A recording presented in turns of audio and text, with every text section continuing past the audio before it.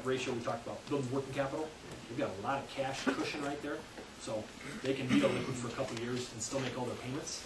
So just tremendous capacity.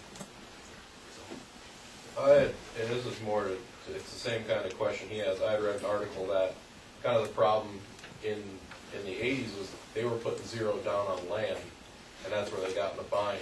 Whereas if people want to pay $10,000 and they can put 30% down, then you're not going to have the same problem you had then, because you've already got, you know, if you got a third of it already paid, then you're already, you know, that's what I had read, saying, is it going to be another farm crisis? And they said no, because people aren't putting 0% down. That's a huge factor, absolutely. And that's why, I mean, Farm Credit, admittedly, you know, made some mistakes then before me, but it wasn't my fault, but there was admittedly a lot of mistakes made in the ag sector. I mean, look what just happened in our, you know, residential housing market. Same thing. They're putting money out to people that don't have a job, that can't make a payment from day one. Problems, you know, ensued. So yeah, huge stabilizing effect. That's why we've held probably a 30–35% down for down payment, rather than, you know, some banks are maybe 15–20%. Do you still, if you do have an FSA loan and you finance 50% with you, do you still want 10% down of that 50% that you would be, or how does that work? You technically would be financing 40%, or you don't need anything down if you do it with FSA? See, with FSA, like I told you, I want a 70% loan. With FSA, I'm getting a 50% loan. So I got less risk. I'm first position on my mortgage. You're only putting 5% in. So FSA is taking the risk. Being a government thing, they're helping the Looks like you're requiring nothing down if you do it through FSA. It's a program that we participate with FSA. So you've got two loans, but it's all in the same farm, if you will. So they're willing to take that high risk. If something goes bad with the farm, they're the ones going to get stuck with not getting all their money. 50% loan, I'm going to get my money back. So, and we've got some beginning farmer programs where we take more lenient looks at your ratios. We give you a break on the rate, and then if you do stuff with FSA, we kick in some fees, which a lot of times they'll charge. With the FSA loan, there's some loopholes. There's some things you have to jump through. Yep. You got to have a farming record for 3 years or more and whatnot with them, I think. And in order to get a land loan, anyways, I figured that one out last year. Yep. Very, very good question. You got to be farming 10 years or less, 35 years old or less, and been actively participating, actively managing, meaning you're buying the inputs, you're marketing the grain, you're driving the tractor, and actively involved rather than I'm at college and going to bowl games and Dad's home doing the work. So that's the way they look at it.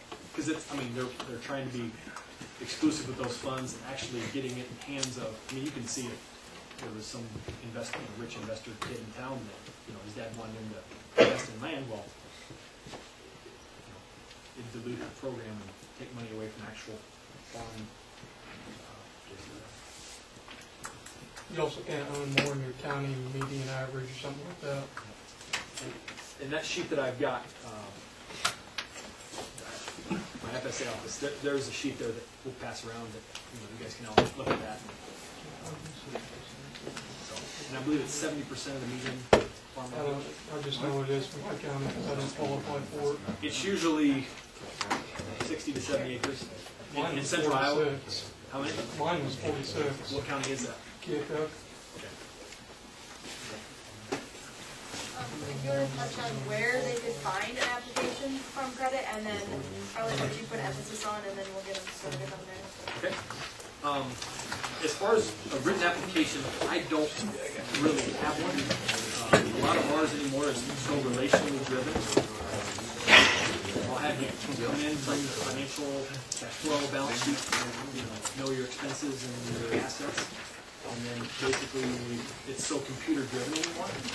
FSA has more of a paper packet, which you have to contact them to do that. And so again, I guess I just, The last thing maybe I'll end with is what we're noticing in farming is, our grandparents' generation, hard work, men, you make money. You go out and work hard, sun up to sundown, you're going to make money. The fact of the matter is, this day and age, we're in such a volatile market. Margins are so slim.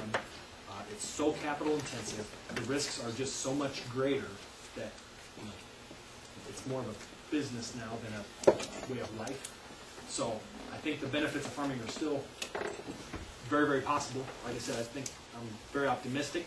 Would encourage all of you to, ask a lot of questions.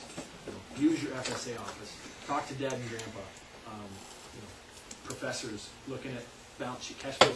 I was very, very impressed with the ongoing financials of the farm here, and you guys having a chance to look at that and look at the trends over time and look at some of the benchmark ratios.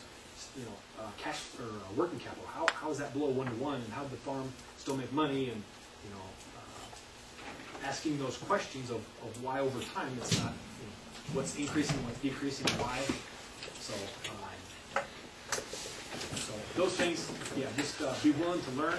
Use all the stuff you're learning here with agronomy, with technology, financial management, and I see a bright future. So for those that are willing to work hard and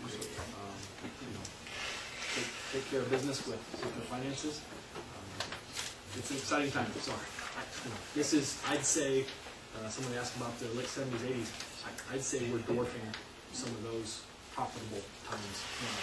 We're in such high water right now with these times. It's a great time to start if you have the opportunity. Just be aware because there's tremendous volatility.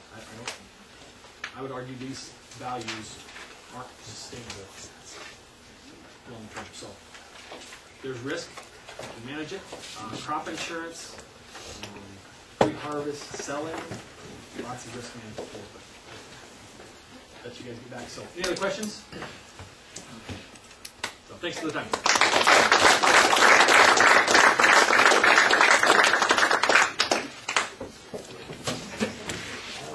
Also, he talked about the loans and everything.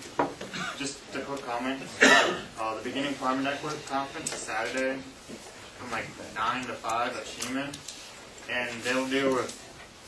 There's a whole bunch of different people. I think we're gonna have. I know Bill Northey's gonna be there, and 9 or 10 other speakers that you can go listen to about farm leasing and other things. And I mean, that'll really help you get things ready, and it'll teach you how to organize your things like you need to. There's marketing there, and Chad White from the Econ department at the university is going to be there.